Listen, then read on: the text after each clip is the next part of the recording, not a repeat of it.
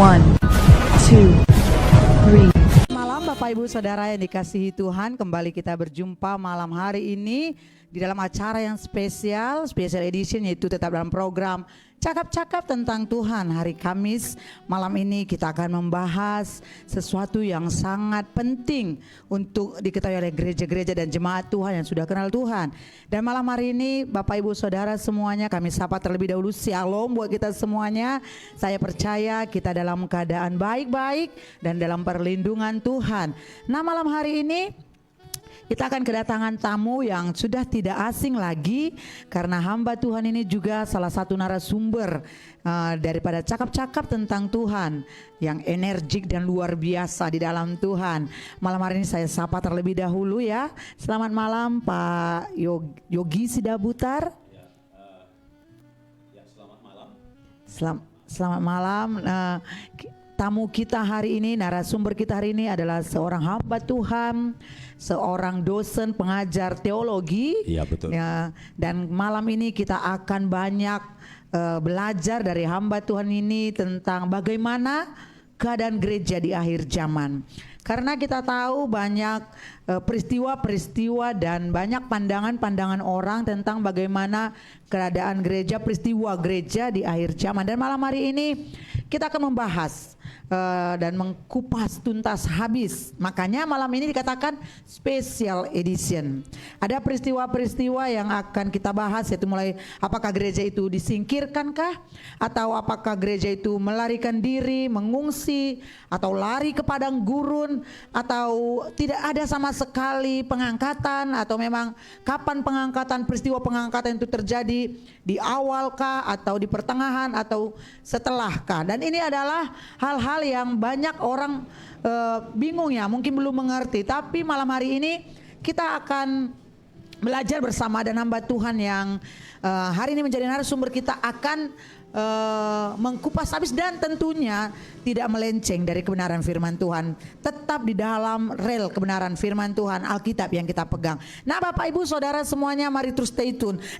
Ya betul ya Pak. Ya. Nah, mari terus ikuti tayangan ini, dan kalau ada masukan atau ada pertanyaan yang akan disampaikan ketika nanti ada penjelasan yang mungkin kurang dimengerti, Bapak Ibu atau yang menyaksikan live streaming hari ini di Cakap-cakap tentang Tuhan boleh komen di bawah, dan kita akan nanti menjawab setiap pertanyaan-pertanyaan yang akan disampaikan oleh para pemirsa, Bapak Ibu semuanya yang malam hari ini menanyakan tentang keadaan akhir zaman. Nah, tidak berlama-lama lagi, kita akan langsung kepada intinya.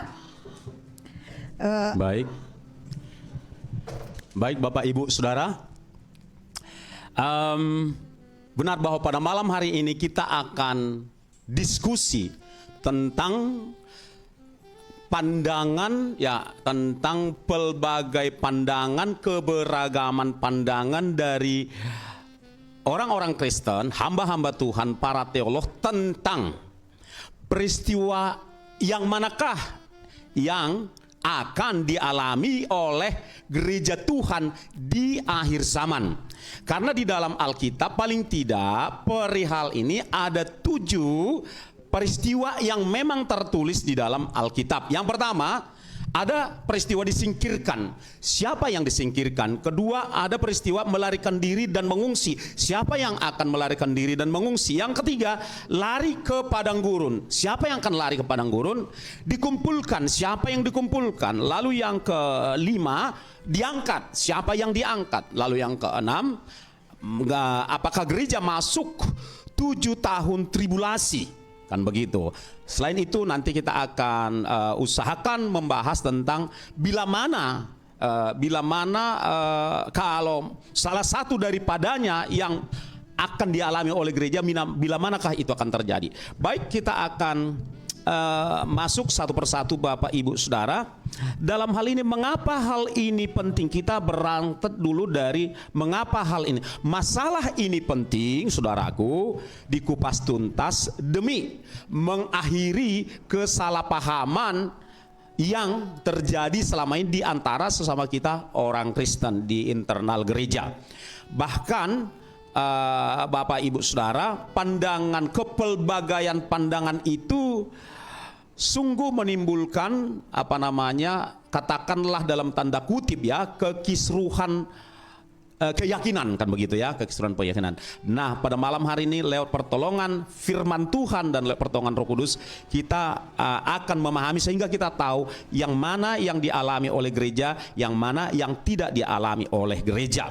Nah, berbicara tentang kesalahpahaman, saya akan sampaikan dulu perihal ini. Berbicara tentang terjadinya kepelbagaian pandangan tentang peristiwa yang dialami oleh gereja di akhir zaman, pada umumnya yang utama menyebabkannya adalah kekurang cermatan di dalam membaca Alkitab, ya, kurang cermat memahami baik teks Alkitab maupun konteks. Itulah yang kemudian mengakibatkan kesalahpahaman atau penyimpulan teologi tentang akhir zaman. Nah, saya akan langsung mengajak Bapak Ibu Saudara tentang peristiwa yang pertama, ya. Peristiwa yang pertama, disingkirkan, ya, disingkirkan. Saya akan bacakan dari 2 Tesalonika 2 ayat 7 dan 8, demikian.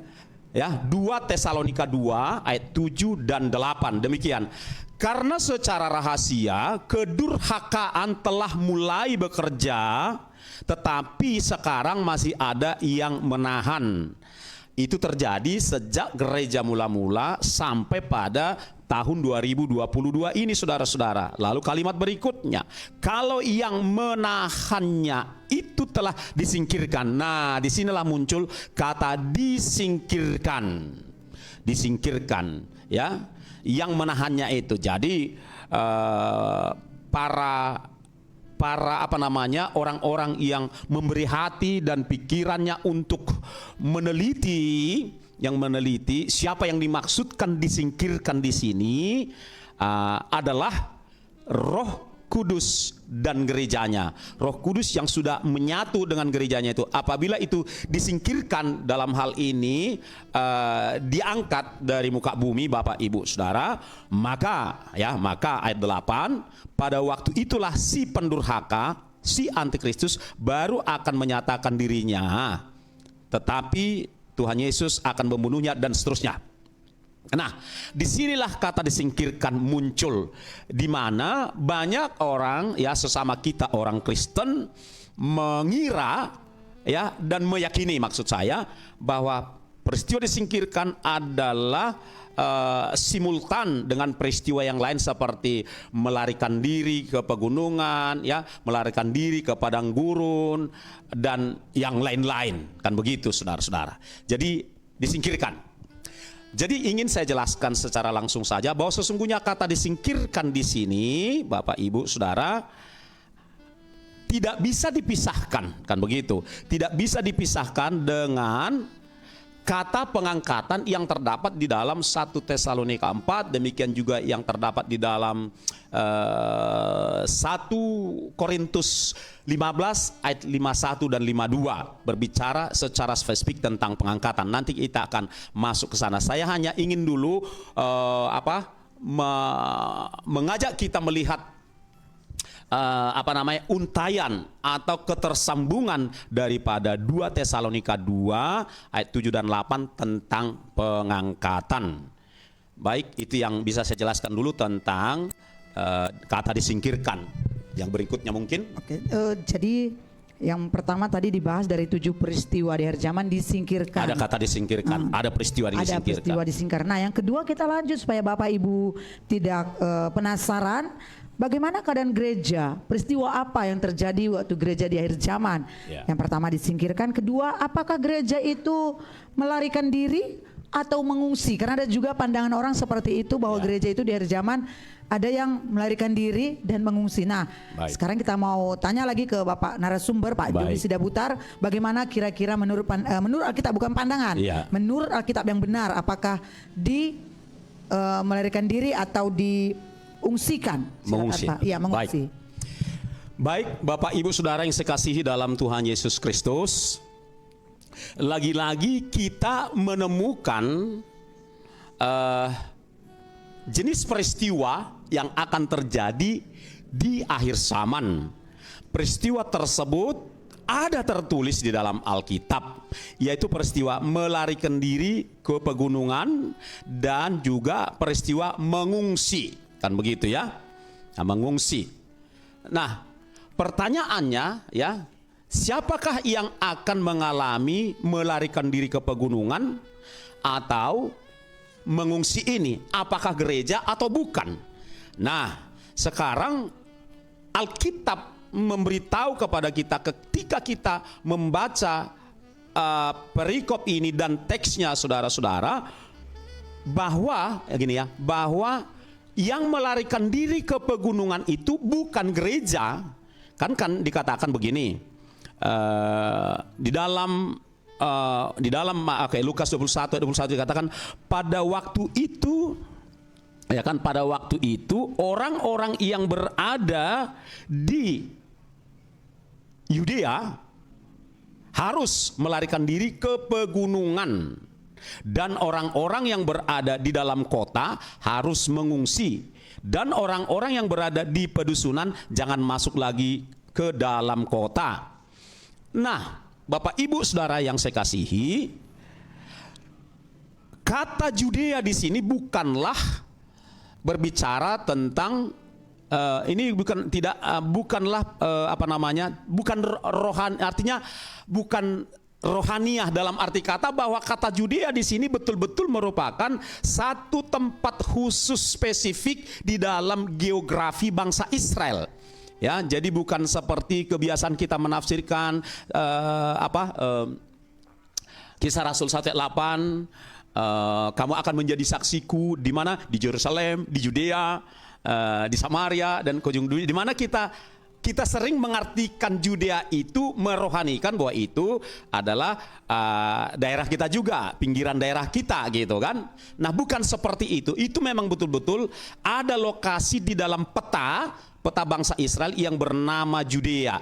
Jadi dengan demikian jelaslah Bapak Ibu Saudara bahwa yang melarikan diri, yang mengungsi itu bukan gereja tetapi bangsa Israel. Saya akan lanjutkan membaca buat kita. Oke, melarikan diri ke pegunungan dari Matius 24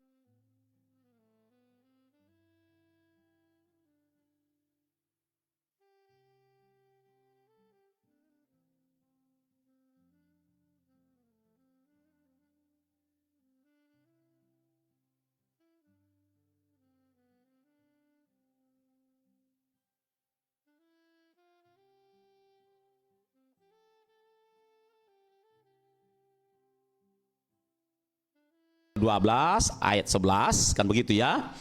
Ketika bangsa Israel melihat si antikristus berdiri di bait Allah di kota Yerusalem, maka orang-orang yang di Yudea itu, ayat 16 dikatakan, disuruh untuk melarikan diri ke pegunungan, kan begitu saudara-saudara. Nah, itu dia. Nanti peristiwa itu setelah 3,5 tahun, ya, paruh pertama dari 7 tahun masa kesukaran besar atau tribulasi, kan si antikristus itu akan menghentikan setelah diizinkannya 3,5 tahun nih. Dan ada juga pemahaman yang mengatakan bahwa si antikristus itu akan berperan bagaikan Mesias bangsa Israel yang akan memandu, menuntun mereka melakukan perayaan-perayaan bangsa Israel setelah bangsa-bangsa atau keturunan Yahudi dari seluruh dunia kumpul di tanah Kanaan, di tanah Kanaan sana. Maka yang akan tampil nanti di sana yang memimpin mereka adalah si Mesias palsu itu, yaitu si antikristus. Namun ya 3,5 tahun dibiarkan berlangsung, tapi ketika 3,5 tahun berlalu, maka si antikristus itu akan berdiri di bait Allah itu dan akan menghentikan perayaan-perayaan sehari-hari dari bangsa Israel sebagaimana dituliskan di dalam Daniel 12 ayat 11. Nah, kan begitu saudara-saudara. Nah, ketika si antikristus itu sudah berdiri di bait Allah itu nanti, maka orang-orang yang di Yudea itu, ya Israel Utara kan begitu ya, diperintahkan Tuhan untuk melarikan diri ke pegunungan. Nah, jadi malam hari ini jelas lewat pemahaman yang jernih dari Lukas 21 ayat 21 dan Matius 24 ayat 15 hingga 17, ya. Jelaslah bagi kita bahwa yang melarikan diri ke pegunungan itu bukan gereja. Sekali lagi, bukan gereja. Tetapi bangsa Israel. Jadi ini nubuat buat bangsa Israel, bukan buat gereja, ya. Ini yang harus kami sampaikan begitu. Saya persilakan kembali ke yang dimasukkan dengan Tirsa. kata melarikan diri dan mengungsi ini diperjelas bahwa ini bukan gereja, Bukan gereja. tetapi bangsa Bangsa Israel, dan itu Yudea itu memang ada di geografi daripada bangsa Israel. Ya, betul. Seperti kita lokasi, ya, Lokasi tempat memang lokasi. ada lokasi tertentu secara spesifik. Bukan secara rohani, tapi Iya. secara fisik. Ada yang lokasi namanya Yudea. Yudea, dan orang Yudea ketika sudah melihat itu, mereka diharuskan. Yesus berkata di dalam Matius 24, haruslah kamu melarikan diri. Jadi bukan Kristen, bukan Kristen. gereja. Oke, jadi sudah jelas ya Bapak Ibu Saudara semuanya bahwa yang dikatakan sih melarikan diri dan mengungsi itu bukan gereja, tetapi memang ada tempat geografi di bangsa Israel, itu nama tempat. Ya, Nah, orang-orang Yudea, iya. Israel Utara secara umum. Oke, kita akan lanjut lagi terus karena waktu kita terus berjalan.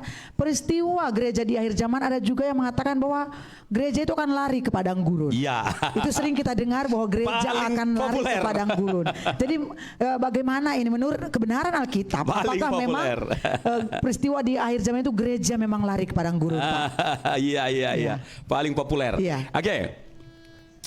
Nah, adapun teologi tentang pengangkatan atau bagian daripada eskatologi yang dibangun oleh sebagian para teolog Kristen atau sebagian hamba-hamba Tuhan yang mengatakan bahwa gereja akan melarikan diri ke padang gurun.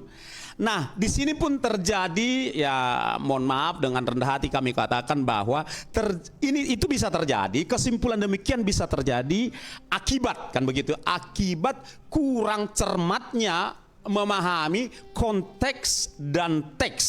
Ya, konteksnya apa? Konteksnya di sini akan kita lihat nanti dari Wahyu 12. Kita akan mulai lihat nanti mulai dari ayat 5, kan begitu ya. Konteksnya konteksnya seperti apa?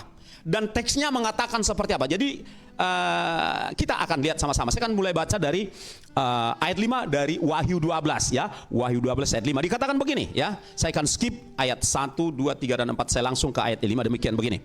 Oke, perikopnya di atas adalah naga dan perempuan, kan begitu ya. Perempuan dan naga. Nah, dari sini sering terpancing orang Kristen, kalau sudah muncul kata perempuan itu adalah mempelai, adalah gereja.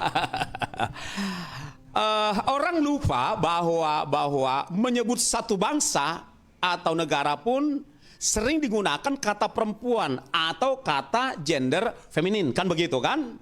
Makanya digunakan kata perempuan. Saya ingin katakan langsung saja di sini, katakan perempuan di sini bukan gereja. Perempuan di sini adalah bangsa Israel, kan begitu. Dari mana kita tahu? Yuk kita lihat dari ayat 5. Langsung ayat 5. Maka ia melahirkan seorang anak laki-laki. Ya, perempuan itu ya. Maka ia di sini adalah bangsa Israel. Karena anak laki-laki, anak huruf besar di situ adalah Yesus Kristus. Yang melahirkan Yesus Kristus ke dunia ini adalah bangsa Israel, bukan gereja.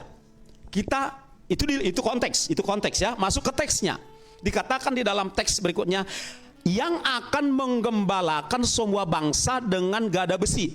Siapa ya? Dari teks ini, dari kata-kata ini dengan sederhana kita bisa tangkap kok bahwa yang dimaksudkan di sini adalah anak yang dilahirkan oleh bangsa Israel tersebut, yaitu Yesus Kristus yang akan menggembalakan semua bangsa dengan gada besi. Dengan jelas dan pasti gereja tidak akan disebut anak.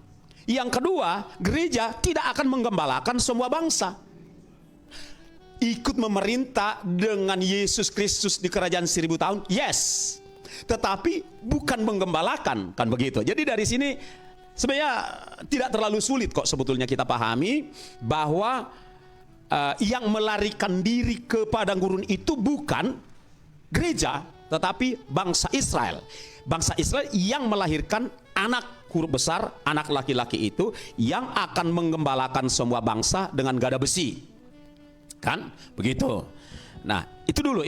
Kalau teks yang berikutnya masih bisa dijelaskan sebetulnya tiba-tiba anak itu dirampas dan dibawa lari kepada Allah dan ke tahtanya. Ini berbicara, ini kan mimpi penglihatan daripada Yohanes, kan begitu. Dia melihat anak huruf besar itu dirampas, ya, dirampas pun di sini dalam arti kiasan dan dibawa lari kepada Allah. Artinya kalau ini sih artinya kan begini, hanya 3,5 tahun dia menyatakan pekerjaannya, melakukan pekerjaan di bumi, ya itu kan seakan-akan tiba-tiba akan begitulah. Cuman 3,5 tahun lalu udah dibawa pulang, udah pulang kepada Bapa di surga itu. Tapi itu bukan itu yang kita fokus hari ini. Yang kita fokus adalah bahwa ia melahirkan seorang anak laki-laki yang akan menggembalakan bangsa dengan gada besi. Nah, kata melarikan diri kita baca ayat yang ke-6. Ya, saya akan bacakan buat kita, ya. Bisa bacakan di situ? Silakan ayat 6. Wahyu 12 ayat 6. Perempuan itu lari ke padang gurun, ya, di mana telah disediakan suatu tempat baginya oleh Allah, supaya ia dipelihara di situ 1260 hari lamanya. Iya. Nah, jadi perempuan itu sekali lagi bukan gereja, ya. Perempuan yang lari ke padang gurun itu adalah bangsa Israel, di mana telah disediakan suatu tempat bagi mereka oleh Allah, ya. Ini dirahasiakan, ya, dirahasiakan. Ya, kita nggak tahu apakah itu tempat itu lokasinya di Israel atau di padang gurun yang lain, hanya Allah yang tahu. Tapi kalau saya ditanya, saya menduga saja, kayaknya sih di Israel sana. Kan begitu. Tapi itu pendapat saya. Tapi di sini tidak disebut. Supaya apa? Supaya ia dipelihara di situ 1240 hari lamanya, 3,5 tahun lamanya. Nah, jadi 3,5 tahun paruh kedua dari masa tribulasi itu, bangsa Israel itu dipelihara oleh Tuhan, kan begitu. Sedangkan gereja sebelum memasuki masa tribulasi 7 tahun tribulasi, gereja sudah diangkat, sudah disingkirkan, dalam pengertian diangkat. Jadi gereja tidak masuk ke era baik 3,5 tahun pertama maupun ke 3,5 tahun kedua, nggak masuk. Itu adalah bangsa Israel. Nah, itu yang bisa kita lihat dari Alkitab. Jadi dipastikan bukan gereja yang lari ke padang gurun. Oke, silakan. Bapak Ibu semakin membingungkan atau semakin jelas? Atau semakin jelas sekarang tentang pembahasan kita pada malam hari ini. Nah, jikalau saya ingatkan kembali lagi kepada Bapak Ibu pemirsa semuanya yang menonton acara live streaming ini, kalau ada pertanyaan atau ada sesuatu yang ingin disampaikan atau kurang jelas, boleh komen di bawah. Nanti mungkin akan dijawab oleh Bapak Jogi Sidabutar. Nah, kita akan masih terus karena atau kalau di sini tak sempat terjawab, ya, nanti bisa di YouTube channel saya Jogi Sidabutar SHMA, karena ini akan kita tampilkan di YouTube, dan di sana kita bisa melanjutkan diskusi kita. Di sana saya bisa melanjutkan menjawab pertanyaan-pertanyaan dari Bapak Ibu Saudara. Terima kasih. Nah, seperti katakan tadi, kalau kurang jelas boleh langsung nanti ke YouTube Pak Jogi. Nah, kita akan teruskan ini karena ini semakin ada yang sudah mulai jelas atau yang mulai semakin bingung. Karena saya harap makin jelas ya. Karena memang pembahasan mengenai akhir zaman ini kadang-kadang banyak yang langsung pusing kepalanya kali Pak ya. Tapi kita akan terus membahas. Nah, tapi harapan kami justru melenyapkan kepusingan. Iya, dan akan mendapat kepastian jawaban. Iya. Nah, baik. Kita akan terus, tadi kita sudah mulai sampai kepada 3 peristiwa. Kalau pertama dikatakan disingkirkan, lalu kedua ada melarikan diri atau mengungsi, dan yang ketiga lari ke padang gurun yang sudah kita bahas tadi dan sering disebut lari ke padang gurun. Tapi kita mari terus ikuti biar tahu, nanti kita semua tahu bahwa bagaimana sebetulnya peristiwa yang memang sesuai dengan kebenaran firman Tuhan itu. Ya, kita masuk ke 4, yaitu ada juga yang mengatakan peristiwa itu dikumpulkan. Oke. Dan memang ada ayatnya juga di Alkitab itu ya Pak. Nah, kita masuk kepada peristiwa yang Alkitab tuliskan akan terjadi di akhir zaman, yaitu dikumpulkan. Meski kata dikumpulkan ini masih kurang diekspos atau diangkat oleh para penggiat eskatologi Kristen. Namun malam hari ini kata dikumpulkan di sini di dalam Matius 24 ayat 31 ini, Bapak Ibu Saudara, kerap kali juga dipakai menjadi dasar untuk membuat satu teologi, yaitu bahwa gereja itu dikumpulkan dan diangkat setelah usai masa 7 tahun tribulasi, kan begitu. Yuk kita lihat ya, apakah benar demikian. Dari Matius 24 31 dikatakan, saya akan baca mulai dari ayat, kita buka dulu dari Matius 24. Namun saya akan mulai baca dari ayat 29 ya. Demikian. Segera sesudah siksaan pada masa itu, ya, segera sesudah siksaan pada masa itu, kan begitu, matahari akan menjadi gelap dan bulan tidak bercahaya dan bintang-bintang akan berjatuhan dari langit dan kuasa-kuasa langit akan goncang. Ayat 30, pada waktu itu akan tampak tanda anak manusia, yaitu Yesus Kristus, di langit, dan semua bangsa di bumi akan meratap dan mereka akan melihat anak manusia itu datang di awan-awan di langit dengan segala kekuasaan dan kemuliaannya. Ayat berikutnya saudaraku. Nah, dan ia akan menyuruh keluar malaikat-malaikatnya dengan meniup sangkakala yang dahsyat bunyinya, dan mereka akan mengumpulkan, di sini akan mengumpulkan orang-orang pilihannya, ya, dari keempat penjuru bumi, dari ujung langit yang satu ke ujung langit yang lain. Tampaknya Bapak Ibu Saudara yang kami kasihi, bahwa pemahaman bahwa gereja tidak mengalami pengangkatan bertolak dari ayat ini, berdasar pada ayat ini, kan begitu. Nah, ini kan dikatakan segera sesudah siksaan pada masa itu, berbicara tentang siksaan atau masa kesukaran itu, penyiksaan berat yang dilakukan oleh antikristus. Segera setelah itu usai, ya kan? Berarti segera setelah 7 tahun masa kesukaran, masa penyiksaan itu usai, kan begitu. Ayat 30 kita lompat, ya, kita skip ke ayat 30. Maka pada waktu itu akan tampak tanda anak manusia di langit, dan semua bangsa di bumi akan meratap dan mereka akan melihat anak manusia itu datang di awan-awan di langit dengan segala kekuasaan dan kemuliaannya. Nah, bagian kalimat terakhir ini juga ada yang mendasarkan teologianya pada kalimat ini, bahwa Tuhan Yesus akan nampak di awan-awan di langit, di mana kata awan-awan ada juga terdapat di dalam kitab Tesalonika yang berbicara tentang pengangkatan, ya, pengangkatan. Nanti akan kita lihat ayatnya. Jadi di sini pun terjadi dua pandangan. Arti maksud saya, dari sini pun lahir dua pandangan yang berbeda. Kalimat yang pertama dimaksudkan, diyakini, ya, dari Matius 24 ayat 30 itu diyakini bahwa tidak ada pengangkatan, kan begitu.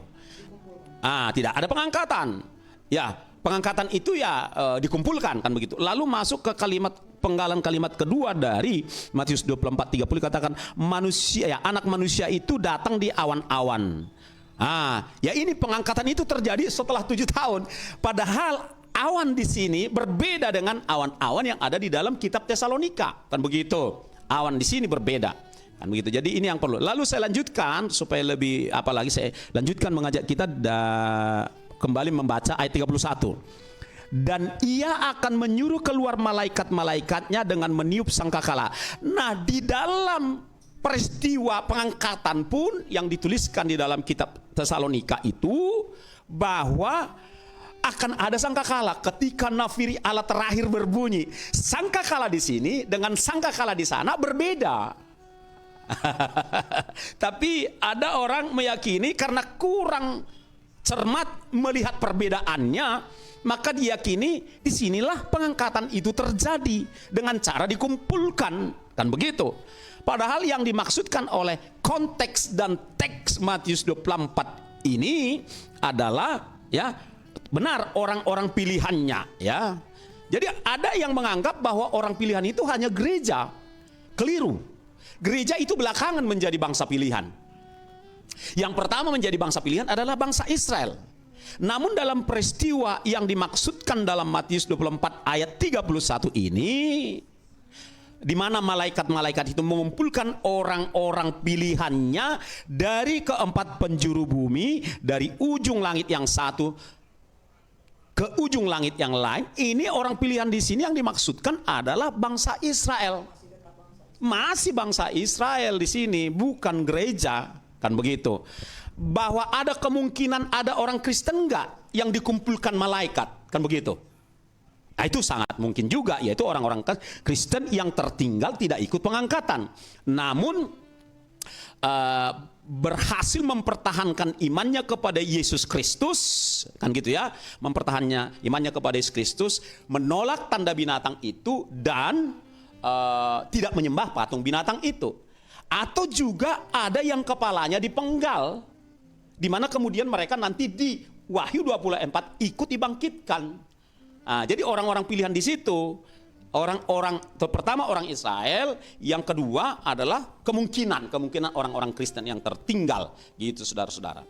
Kemudian di sini masih bisa kita kupas tuntas kata mengumpulkan, malaikat mengumpulkan orang-orang pilihan. Sedangkan pengangkatan bukan malaikatnya yang mengumpulkan, tetapi ketika nafiri Allah terakhir, kata terakhir di situ di dalam Tesalonika itu berbunyi, Yesus turun dan nampak di awan permai juga. Ini terangkat, bukan dikumpulkan. Kenapa bisa terangkat? Karena kuasa Roh Allah yang telah mengubahkan orang-orang Kristen yang mati dalam Kristus lebih dahulu bangkit, dan orang-orang Kristen mempelai Kristus yang setia, taat, menjaga kekudusan, ya, ini tubuhnya akan diubahkan seketika menjadi seperti tubuh Yesus Kristus ketika Yesus Kristus bangkit dari antara orang mati. Jadi tubuh yang baru itu serta-merta terangkat karena harus demikianlah terjadi, kan begitu. Terangkat, berjumpa dengan Tuhan Yesus di awan permai, lalu Tuhan Yesus membawa mempelainya yang terangkat ini ke surga, dan di sana terjadilah apa yang disebut dengan pernikahan anak domba. Sekarang kita mau bertanya balik, kalau sekiranya tidak ada pengangkatan, kan begitu. Ini logika sangat sederhana. Karena kalau ada juga yang menganggap memang tidak ada pengangkatan. Kalau sekiranya ini dipahami bahwa tidak ada pengangkatan karena setelah dikumpulkan ini akan segera masuk ke dalam kerajaan 1000 tahun, berarti pernikahan anak domba Allah tidak ada dong peristiwa itu. Atau saya tidak akan mengatakan yuk kita hapus perikop di dalam kitab Wahyu tentang pernikahan anak. Saya nggak mengatakan demikian. Yang ingin saya katakan, kalau setelah dikumpulkan malaikat orang-orang pilihannya itu dan kemudian akan masuk dalam kerajaan 1000 tahun, berarti nggak sempat dong terjadi pesta pernikahan anak domba Allah. Jadi itulah salah satu fakta untuk kita mengoreksi pemahaman kita yang salah selama ini. Bahwa jadi kembali tidak ada dikumpulkan. Gereja nggak dikumpulkan. Nanti bangsa Israel mungkin plus orang-orang Kristen yang tertinggal itu akan dikumpulkan pasca 7 tahun tribulasi yang akan hendak masuk ke kerajaan 1000 tahun. Begitu saudara-saudara. Okay. Baik, kita lihat yang berikutnya. Ya.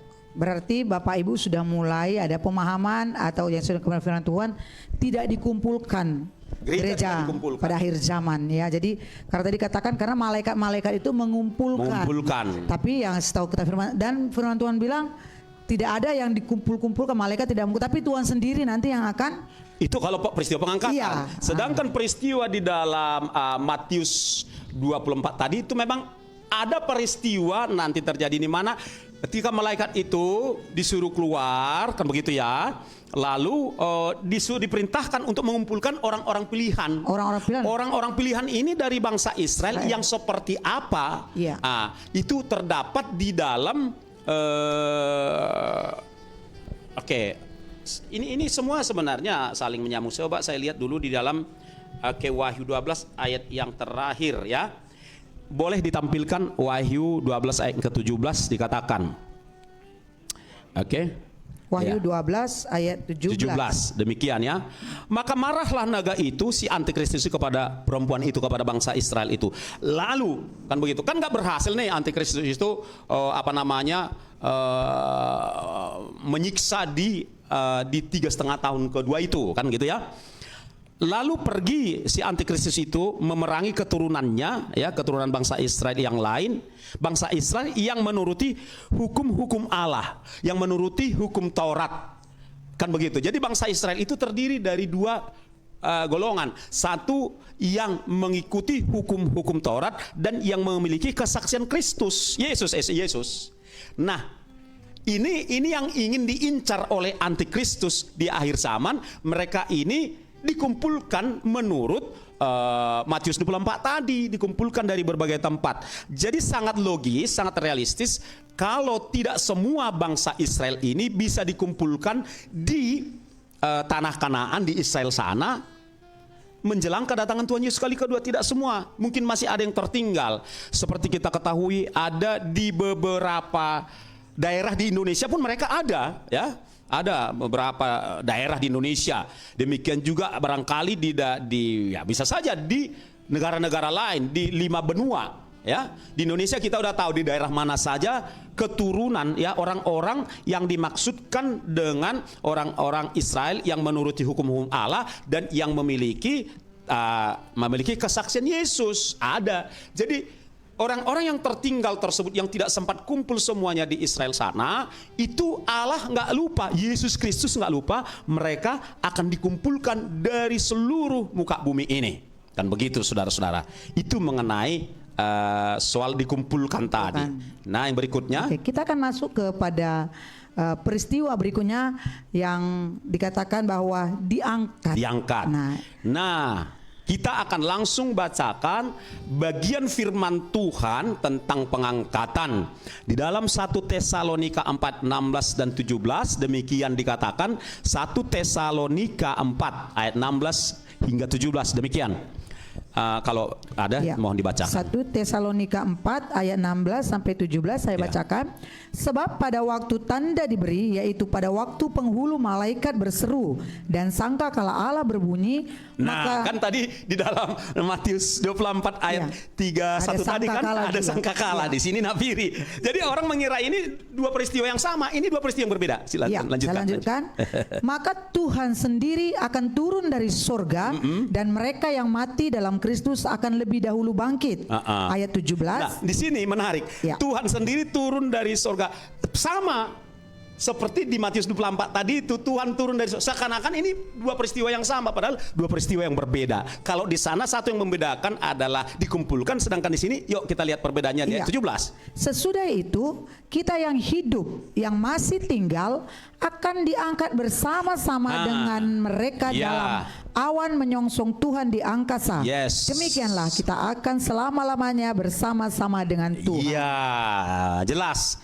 Jadi peristiwa diangkat atau pengangkatan, ya, itu ada, berbeda dengan peristiwa dikumpulkan. Dua kalimat yang secara spesifik jelas berbeda satu dengan yang lain. Kalau di sini jelas kata diangkat, di dalam bahasa Latin disebut raptu, yang kemudian dalam bahasa Inggris kita kenal rapture, kan gitu. Dalam bahasa Yunaninya harpazo. Jadi ada peristiwa diangkat, bukan dikumpulkan loh. Kan begitu ya. Diangkat, mengalami rapture. Ya. Ini dia. Jadi ini jelas memang ada peristiwa diangkat, Dan siapa yang diangkat? Kan itu perlu. Yang diangkat bukan bangsa Israel, unless kecuali bangsa Israel yang sudah Kristen. Dia ikut kategori mempelai Kristus, kan begitu. Jadi yang diangkat dimaksudkan diangkat di dalam 1 Tesalonika 4 ayat 17 ini adalah gereja, bukan Israel, bukan bangsa Israel. Jelas ya, jadi saya kira Sudah mulai ada titik terang. gampang dari- kok memahaminya, gampang Iya. memahami, tidak sulit kok sebetulnya. Ya.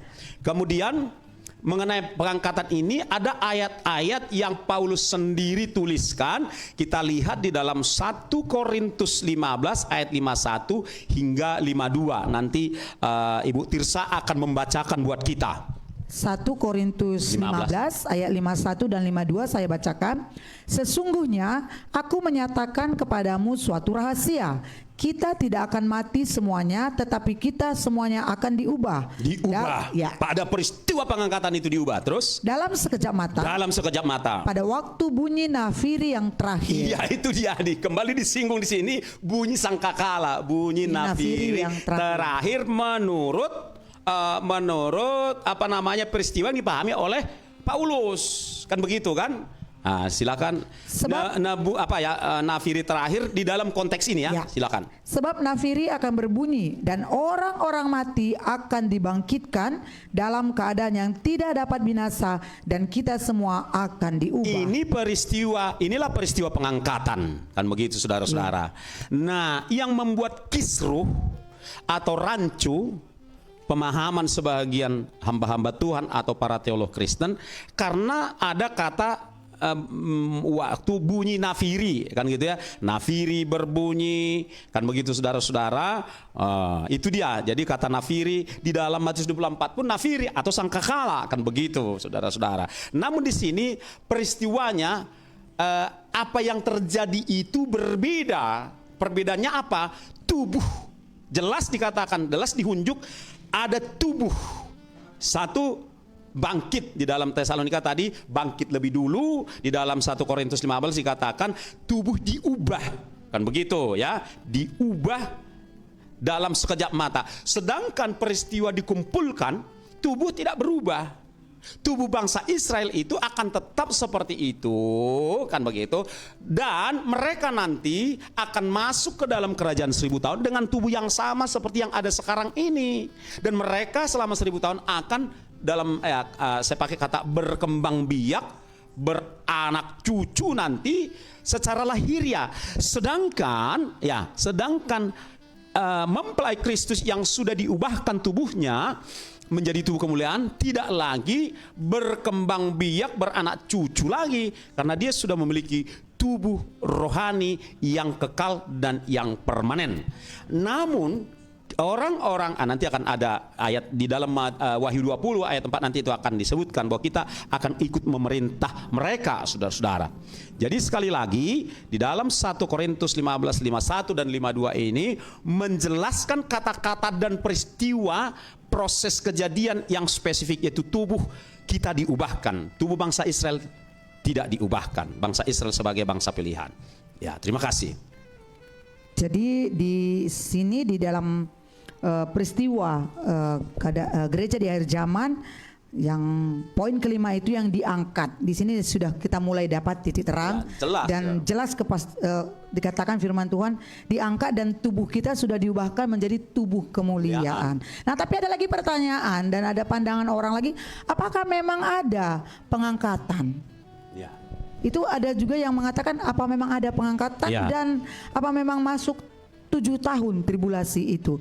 Dan dia juga membawa ayat Alkitab di dalamnya. Coba boleh Bapak Oke, jadi ada pandangan kalau pengangkatan jelas. Alkitab jelas ada menyebutkan kata raptu atau harpazo secara jelas, di mana ciri khas peristiwa itu diubahkan ya secara seketika. Itu diubahkan secara seketika. Itu jelas ada. Lalu andai kata tidak ada, andai kata pengangkatan itu adalah Matius 24 ayat 1, maka ini tidak ada. Kan begitu. Harus salah satunya Kan begitu kan? Kalau sekiranya pengangkatan tidak ada tetapi yang ada dikumpulkan, maka ini tidak ada di dalam Alkitab. Tapi ketika ini ada di dalam Alkitab, tentulah secara pasti peristiwa ini ada, kan begitu. Tanpa menyangkali adanya peristiwa lain, kan begitu. Jadi ada pengangkatan ada, ya, melarikan diri ke pegunungan ada, mengungsi ada, melarikan diri ke padang gurun ada, dikumpulkan, semua itu ada. Tetapi hanya satu yang dialami oleh gereja, yaitu diangkat. Lalu kita masuk kepada pertanyaan bahwa tidak ada pengangkatan. Kemungkinan pandangan itu bertolak dari itu tadi, bertolak dari katakanlah Wahyu 20 ayat 4. Coba kita simak Wahyu 20 ayat 4. Oke, Wahyu 24 saja kita simak dulu, silakan. Saya bacakan Wahyu 20 ayat 4. Lalu aku melihat tahta-tahta dan orang-orang yang duduk di atasnya. Kepada mereka diserahkan kuasa untuk menghakimi. Aku juga melihat jiwa-jiwa mereka yang telah dipenggal kepalanya karena kesaksian tentang Yesus dan karena firman Allah, yang tidak menyembah binatang itu dan patungnya, dan yang tidak juga menerima tandanya pada dahi dan tangan mereka. Dan mereka hidup kembali dan memerintah sebagai raja bersama-sama dengan Kristus untuk masa 1000 tahun. Iya. Sekilas seakan-akan ayat 4 ini mengatakan tidak ada pengangkatan, kan begitu ya? Sekilas seakan. Tapi kalau kita baca dan cerna kalimatnya secara teliti, begini, dikatakan kan begini. Lalu aku melihat, Yohanes ya, melihat tahta-tahta, ya, jamak, dan orang-orang, ya, yang duduk di atasnya. Itu penglihatan dari Yohanes. Nah, kepada mereka, ya, diserahkan kuasa untuk menghakimi. Nah, siapa mereka yang duduk di atas tahta-tahta? Itulah yang dipahami secara kurang cermat sehingga muncul kesimpulan yang tidak pas.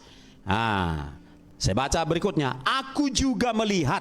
Nah, kalau yang kalimat pertama kan gak ada masalah, gak ada di situ kekisruhan atau kerancuan. Tetapi ketika masuk ke ayat berikutnya, ada orang yang rancu, bukan Alkitabnya yang rancu, ada orang memahami secara rancu. Aku juga melihat jiwa-jiwa mereka. Kan begitu ya? Siapa mereka? Yang telah dipenggal kepalanya karena kesaksian tentang Yesus dan karena firman Allah. Karena bagian ini ditempatkan di kitab terakhir Alkitab, seakan-akan ini peristiwanya terjadi hanya pada akhir zaman. Kan begitu. Seakan-akan ini hanya terjadi di akhir zaman. Jadi maksudnya gini, kan ini peristiwa tentang akhir zaman. Berarti gereja atau orang Kristen itu yang akan ikut memiliki tahta dan memerintah nanti itu, ya semua gereja dong ikut dalam pemenggalan itu. Saya jelaskan. Ya, saya jelaskan. Saya ulangi sekali. Aku juga melihat jiwa-jiwa mereka yang mana? Yang telah dipenggal kepalanya karena kesaksian tentang Yesus Kristus dan tentang firman Allah. Titik koma, yang tidak menyembah binatang itu dan patungnya, kan, dan yang tidak juga menerima tanda pada dahi dan tangan mereka. Yuk, kalimat kedua kita kupas. Aku juga melihat jiwa-jiwa mereka yang telah dipenggal kepalanya karena kesaksian tentang Yesus dan karena firman Allah. Yang mengalami ini bukan hanya gereja di akhir zaman. Jangan lupa pasca Stefanus nih, dirajam dan dimatinya ya. Nah, setelah itu kan banyak orang Kristen yang kepalanya dipenggal, termasuk Paulus. Di abad kedua begitu, abad ketiga begitu, abad keempat hingga abad ke berapa itu? 15 hingga abad ke-16 kan begitu kan? Itu memang penganiayaan agak redup. Sampai ke eranya si Martin Luther ya, 1517. karena Konstantinus Kaisar waktu itu memerintahkan supaya orang semua percaya kepada agama yang dianut oleh Konstantinus, padahal sebenarnya belum jelas apakah dia Kristen sejati atau bukan. Tapi yang pasti bahwa dia memerintahkan semua orang di Kekaisaran Romawi itu harus beragama seperti agama dia. Dan kita nggak tahu agama dia apa sebenarnya. Memang pakai tanda salib. Kan begitu. Nah, sejak itu memang ini perlu saya imbuhkan juga bahagian dari sejarah. Sejak itu memang tidak ada penganiayaan yang membuat gereja justru redup. Justru gereja tidak lagi taat, tidak lagi melakukan perintah Allah dan tidak lagi menghindari larangan-larangan Allah seperti penyembahan berhala dan lain sebagainya. Membuat gereja dari abad ke-4 hingga abad ke-16 itu redup. Semua karunia-karunia dari gereja mula-mula itu redup. Nanti pasca 15-17 ya, pasca abad ke-16, satu persatu karunia-karunia yang ada di dalam gereja mula-mula itu dipulihkan, mulai dari baptisannya itu kepada baptisan gereja mula-mula itu baptisan selam, karunia-karunia Roh Kudus dan seterusnya. Kan begitu. Namun yang ingin saya katakan kembali ke sini bahwa yang mengalami pemenggalan itu bukan hanya gereja setelah gereja diangkat atau gereja akhir zaman, enggak. Sebelumnya pun sudah, bahkan di abad pasca Martin Luther itu orang Kristen ada puluhan juta yang dibunuh, kan begitu. Masuk ke era kita ya, ada orang Kristen yang dibunuh oleh ISIS, kan begitu kan. Banyak yang kepalanya dipenggal, ditembak dan lain sebagainya. Jadi ini ayat ini tidak kita kunci, kita kurung ayat ini hanya berlakunya di akhir zaman, bahwa pemenggalan kepala itu sudah terjadi dari sejak abad pertama hingga akhir zaman, juga kelak akan terjadi pasca gereja diangkat, sangat mungkin terjadi. Jadi mari tolong kita memahami ini secara utuh ya, secara komprehensif, kan begitu saudara-saudara. Kemudian ya, yang kepalanya dipenggal karena kesaksian akan Yesus dan karena firman Allah. Lalu titik koma, Yohanes juga melihat, yaitu mereka yang tidak menyembah binatang itu dan patungnya dan tidak menerima tanda pada tangan atau dahi. Orang Kristen di abad pertama, kedua sampai ke tahun 2022 ini katakan, kan begitu ya, tidak menyembah patung binatang itu. Tapi itu juga ikut dilihat oleh Yohanes, penulis kitab Wahyu, kan begitu. Itu juga dilihatnya, kan begitu. Jadi ini nggak bisa kita plot yang tidak menyembah binatang itu, ya otomatis gereja awal, ya sepanjang gereja ya abad pertama hingga abad ke-19 katakan abad 21 ini tidak menyembah binatang itu. Tapi itu pun dilihat oleh si Yohanes, kan begitu. Nanti ada, ini secara spesifik, nanti memang ada orang Kristen yang berhasil tidak menyembah binatang itu dan patungnya dan tidak menerima tanda pada tangan atau itu ada juga akan mengalami itu di akhir zaman pasca pengangkatan. Ada, cuman jumlahnya mungkin tidak banyak, tapi ada. Itu sebabnya orang-orang seperti itu pun disertakan oleh Allah dalam penglihatan Yohanes ini bahwa akan ikut memerintah sebagaimana kalimat berikutnya. Dan dikatakan di kalimat berikutnya, apa dikatakan kalimat terakhir, mereka hidup kembali dan memerintah sebagai raja bersama-sama dengan Kristus untuk di kerajaan 1000 tahun. Kan begitu. Jadi baik kalau yang dipenggal kepalanya di abad pertama kan sudah hidup kembali di pengangkatan. Namun yang belum hidup kembali pasca pengangkatan, kan begitu, tapi kepalanya dipenggal karena keyakinan kepada Kristus, sampai kepada pasca pengangkatan pun akan ikut memerintah gitu loh. Ikut memerintah bersama dengan Kristus di masa kerajaan 1000 tahun. Jadi harus demikian kita memahaminya supaya tidak kisru atau supaya tidak rancu. Dan kata lain mungkin kurang cermat dan mungkin mengambil sepenggal-sepenggal dari kebenaran firman Tuhan. Sehingga terjadilah pemahaman seperti itu ya. Harus kita baca, teliti, kita belajar, berjuang memahami teks dan konteksnya. Sehingga kita dapat mendapatkan kepastiannya gitu saudara-saudara. Dan ini mungkin juga ada pemahaman atau pandangan orang mungkin ini sering sekali. Ya. Ada beberapa yang mengatakan bahwa rapture atau pengangkatan itu terjadi sebelum.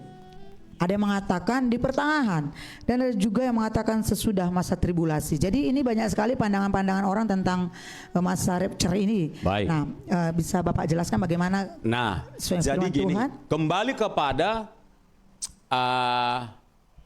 fakta bahwa Alkitab tidak mengandung kesalahan, kan begitu ya? Itu harus ditekankan bahwa Alkitab tidak mengandung kesalahan. Nah, ketika Alkitab mengatakan di dalam 2 Tesalonika 2 ayat 7 dan 8, maka itu sesuatu yang absolut mutlak terjadi. Kan begitu ya? Jadi bolehlah dibacakan dulu 2 Tesalonika 2 2 Tesalonika 2 ayat 7 dan 8. Iya. Karena secara rahasia kedurhakaan telah mulai bekerja, Ya. tetapi sekarang masih ada yang menahan. Kalau yang menahannya itu telah disingkirkan, pada waktu itulah si pendurhaka baru akan menyatakan dirinya. Tetapi Tuhan Yesus akan membunuhnya dengan nafas mulutnya dan akan memusnahkannya kalau ia datang kembali. Kita kembali secara khusus pada kata setelah yang menahannya itu disingkirkan, dalam hal ini rapture, kan begitu kan, diangkat. Karena rapture, pengangkatan absolut pasti terjadi. Nggak bisa kita ragukan, di situ kan kata disingkirkan, bukan pengangkatan dong. Tetapi perlu kita ingat bahwa pengangkatan itu absolut terjadi. Itu pasti ada peristiwanya. Berbeda peristiwanya dengan disingkirkan, mengungsi, melarikan diri ke pegunungan, melarikan diri ke padang gurun dan kumpulan. Ini peristiwa-peristiwanya berbeda, tidak sama peristiwanya yang pengangkatan. Pengangkatan ada, 5 peristiwa yang lain pun ada. Itu. Ya, jadi nah pertanyaannya tadi, bila manakah pengangkatan itu terjadi? Dipastikan oleh 2 Tesalonika 2 ayat 8 bahwa pengangkatan dulu terjadi, baru antikristus menyatakan dirinya, mengekspos dirinya, kan begitu. Jangan kita katakan sekarang pun sudah ada tanda-tandanya. Ya, tanda-tandanya, tapi proklamir antikristus di sini adalah sang person tersebut. Kan ini menunjuk bukan kepada sistem antikristus, bukan kepada masa antikristus, ya, tetapi kepada person antikristus. Person antikristus itu disebut di sini si pembinasa, berarti menunjuk kepada pribadi seorang tertentu baru menyatakan dirinya setelah gereja dan Roh Kudus diangkat, mengalami pengangkatan. Jadi, lalu yang berikutnya, setelah antikristuslah menyatakan dirinya, dimulailah 7 tahun masa kesukaran besar. Penggalan 3,5 tahun pertama dilanjutkan dengan penggalan 3,5 tahun kedua. Nah, jadi jelas ya untuk pertanyaan tadi bahwa kapan pengangkatan terjadi, tidak di akhir, tidak di tengah, tapi sebelum dimulainya 7 tahun masa kesukaran. Sekarang kita masih ada di bumi, berarti kita belum masuk 3,5 tahun pertama. Ini pasti ya, jangan ada kerancuan. Kita belum masuk 3,5 tahun pertama. Berkenaan dengan masa kesukaran besar itu, saudara bisa baca di dalam Wahyu 16. Ya, nanti baca saja sendiri bahwa peristiwa selain penyiksaan yang maha hebat itu akan terjadi juga bencana alam secara dahsyat dan sungguh mengerikan, sampai di dalam Wahyu 16 itu dikatakan pulau-pulau akan hilang, kan begitu kan? Saya nggak tahu apakah Pulau Sumatera juga hilang, Pulau Jawa hilang, pulau-pulau di Indonesia hilang, tinggal bagian daratan tertentu saja, saya nggak tahu. Tapi yang pasti di dalam Wahyu 16 itu ada dikatakan pulau-pulau akan hilang. Itu sebabnya dikatakan masa kesukaran besar, masa kesesakan besar, penyiksaan terhadap orang-orang yang menolak tanda binatang dan yang tidak mau menyembah binatang, patung binatang itu, plus bencana alam. Itulah masa kesukaran selama 7 tahun itu. Dan kita mempelainya ada di sorga, kan begitu, ada di sorga. Setelah itu usai, maka terjadilah peristiwa yang disebutkan di dalam Matius 24 ayat 31 tadi. Kita turun bersama dengan Tuhan Yesus, lalu Yesus memerintahkan malaikat, yuk kumpulkan semua orang-orang Israel, bangsa pilihanku dari seluruh penjuru bumi, karena kita mau masuk ke kerajaan 1000 tahun. Saya akan meniup nafasku dan membunuh antikristus dan tentara bangsa-bangsa antikristus. Begitu dia. Berarti Bapak Ibu sudah jelas dipaparkan hari ini. Kalau Bapak Ibu ikuti dari awal tadi, bahwa sudah jelas dikatakan bahwa bukan melarikan diri, bukan disingkirkan, Gereja, bukan dikumpulkan, tapi diangkat. Dan pertanyaan terakhir dikatakan tadi, sebelum, sesudah, atau di pertengahan, jelas dikatakan firman Tuhan yaitu sebelum masa Antikristus kita sudah diangkat. Berarti sudah jelas ya Bapak Ibu. Nah, walaupun begitu mungkin Bapak Ibu juga masih ada yang belum paham, tetap nanti boleh pertanyaannya boleh langsung ke YouTube Bapak Jogi Sidabutar SHMTH ya, MA. Di sana ada bisa kita langsung diskusi. Mungkin karena waktu kita juga terbatas. Namun YouTube, izinkan saya menambahkan sedikit lagi. Dan mungkin kesimpulan dari semua ini Bapak Ibu mungkin akan disimpulkan secara keseluruhan oleh Bapak Jogi Sidabutar bahwa hari ini sudah jelas sekali, itu sesuai dan absolut tadi dikatakan di firman Tuhan, dan tidak dibuat-buat persepsi sendiri, dan itu absolut. Nah, seperti apa Alkitab katakan. Jadi kalau masih ada yang melenceng ke kanan, itu bukan Alkitab tapi pemikiran-pemikiran salah memahami. Iya, salah memahami. Salah memahami saja. Hari ini kita akan disimpulkan keseluruhan. Ini mungkin penutup ya. Jadi baik, saya akan langsung saja. Untuk apa gereja diangkat? Ini penting. Karena ada pemahaman juga enak banget, nggak ikut mengalami siksaan, pembantaian. Alkitab bilang apa? Ya, pertama, gereja diangkat untuk masuk pesta perkawinan anak domba Allah. Itu tujuan gereja diangkat. Lalu yang berikutnya, saudara-saudara,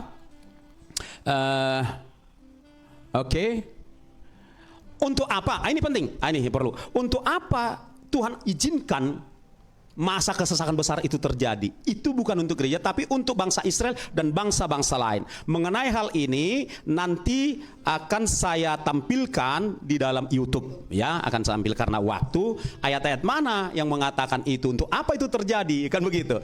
Tapi menarik sekali adalah pembahasan itu Pak. Untuk apa Tuhan izinkan masa kesukaran yang itu terjadi, begitu panjang, untuk itu untuk mengedukasi bangsa Israel dan untuk menghukum bangsa-bangsa lain. Sedangkan orang Kristen, Roma 8 ayat 1 berkata, barang siapa yang dalam Kristus, ia tidak berada dalam penghukuman. Lalu ayat yang lain mengatakan, Bapak Ibu Saudara, ya, di sini dikatakan, ini dia jaminannya. Kalau ini harus saya sampaikan malam hari dan mohon ditampilkan dari 1 Tesalonika 5 ayat 9. 1 Tesalonika 5 ayat 9. Ini dia. Ini nggak mungkin dihapus. Silakan dibaca. Silakan dibaca. 1 Tesalonika 5 ayat 9. Karena Allah tidak menetapkan kita untuk ditimpa murka, tetapi untuk beroleh keselamatan oleh Yesus Kristus Tuhan kita. Iya, terima kasih. Dan itu dia. Jadi memang kita nggak, karena kalau begitu, kalau kita ikut dibantai, disiksa, dihukum ya, di 7 tahun tribulasi itu, berarti Roma 8:1 nggak berlaku. Apakah kita hapus? Berarti 1 Tesalonika berapa yang barusan ini? 5 ayat 9 nggak berlaku dong. Kan begitu. Nah, itu ya, di situ kita harus memahami. Lalu berikutnya saya akan masuk, saya kira, pada kesimpulan kita. Oke, banyak hal yang mau dijelaskan, dan kami sudah menyiapkan sebetulnya. Namun kita masuk pada bagian akhir ya, karena waktu, saya akan coba ya masuk kepada bagian akhir dari pembahasan kita. Bahwa sekali lagi saya ingin merangkumkan dengan sederhana begini, bahwa yang dialami oleh gereja dari sejumlah jenis-jenis peristiwa yang dikatakan di dalam Alkitab tersebut adalah pengangkatan. Kan begitu? Pengangkatan itulah satu-satunya yang dialami oleh mempelai Kristus yang kudus, bukan sekedar Kristen ya. Bukan sekedar Kristen, itu yang dialaminya. Gereja tidak mengalami penjemputan, dikumpulkan, menyingkir, melarikan diri, mengungsi, apalagi masuk 7 tahun tribulasi, tidak.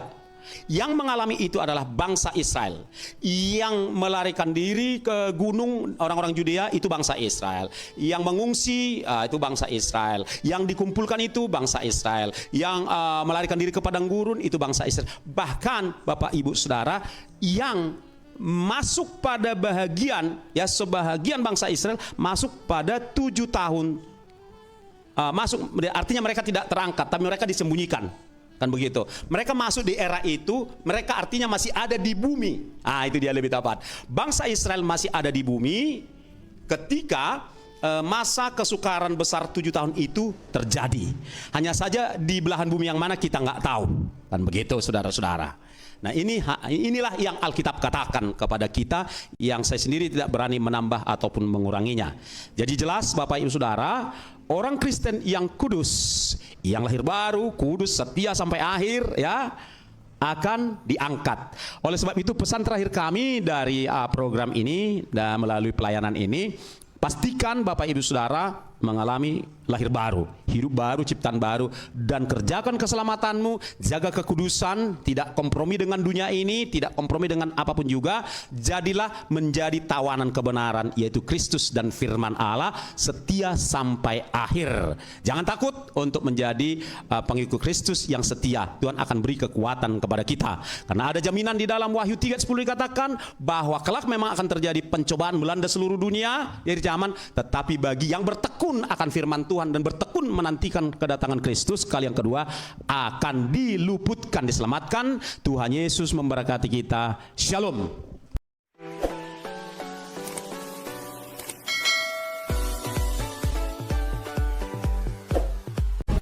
1, 2, 3